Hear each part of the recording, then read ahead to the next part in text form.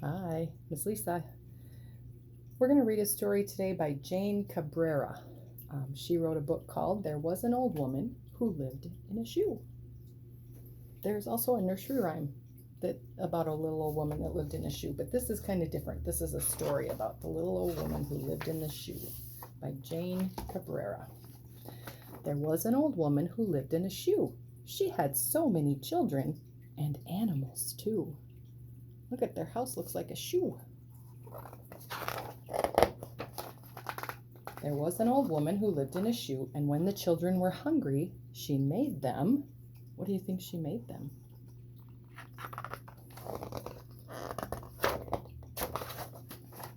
A stew with potatoes and coconut and carrots and peas, and she kissed them all lovingly when they said, "More, please."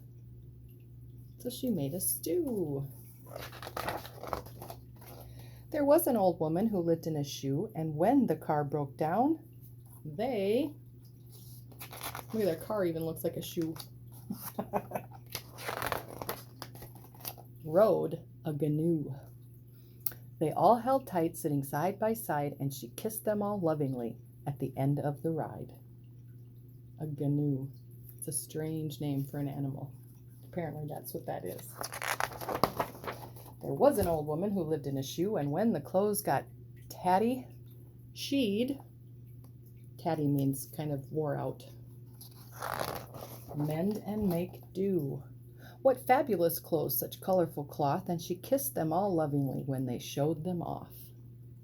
So she would fix their clothes when they were ripped or torn or needed repair.